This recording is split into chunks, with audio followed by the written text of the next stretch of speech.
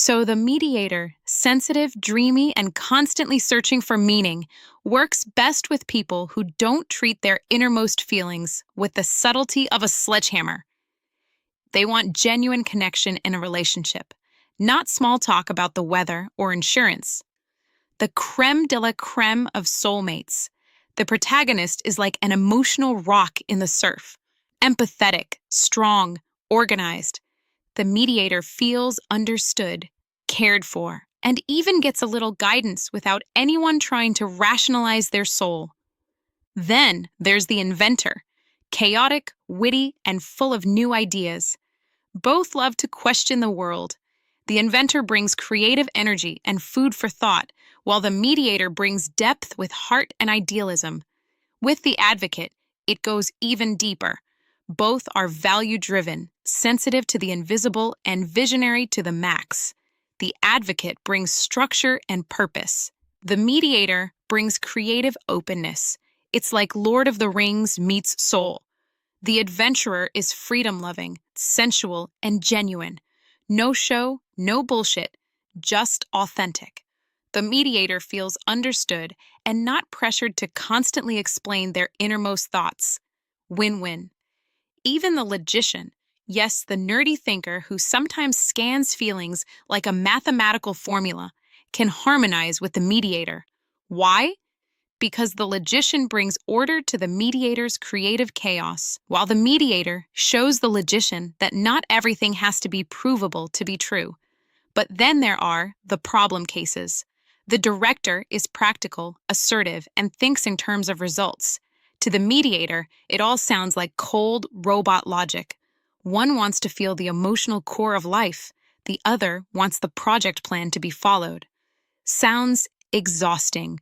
And then there's the entrepreneur, who lives in the now, wants action, wants movement, while the mediator is still thinking about what this conversation says about his existence. The entrepreneur is already on his third espresso and the next bungee jump. It's like deep-sea divers meeting jet skis, no common depth. Bottom line, the mediator needs space, understanding, and people who know that sensitivity isn't a weakness, but a damn superpower. Give him that, and you'll get a loyal, creative, empathetic partner for life.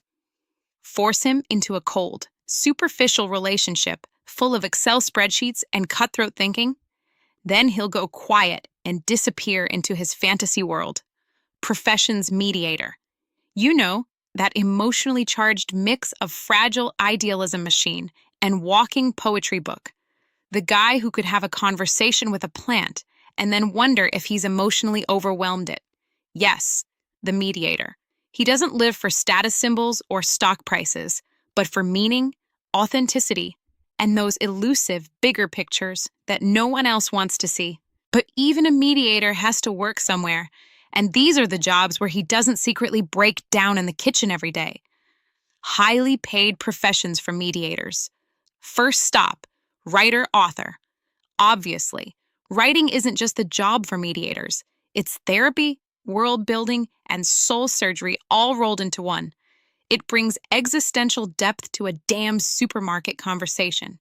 Bestseller coming soon. Then, of course, therapist or psychologist, because who is better suited to listening than someone who has been wondering since puberty what it means to be real?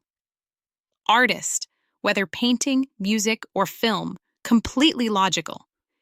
Mediators process their inner lives through colors, sounds, and dramatically meaningful short films that no one else understands, but everyone feels. As an artistic director in advertising or film production, they reconcile vision, ethics, and aesthetics.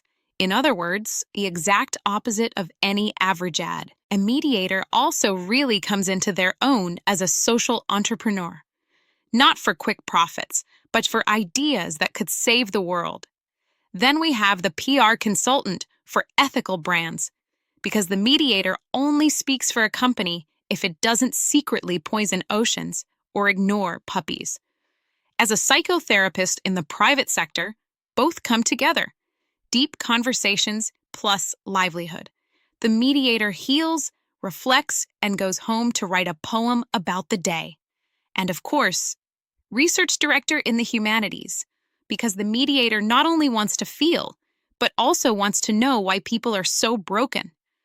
Normal professions for the mediator. I don't need a Ferrari. I need meaning.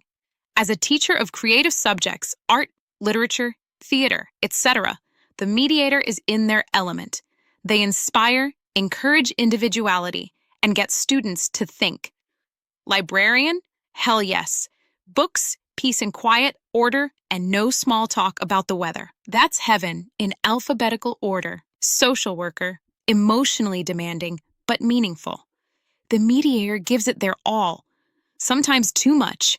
But hey, at least it feels real. Then a musician, because nothing expresses feelings like a well-placed minor chord. Graphic designer? Sure.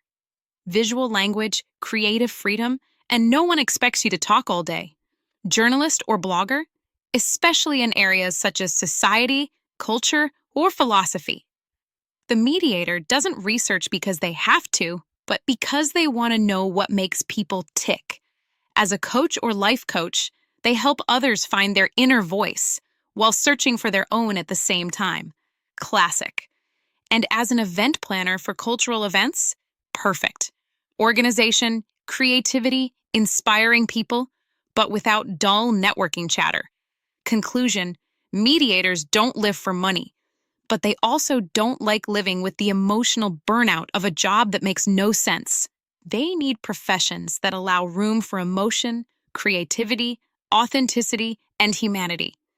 Give them that, and they will not only be happy, but they will also quietly change the world.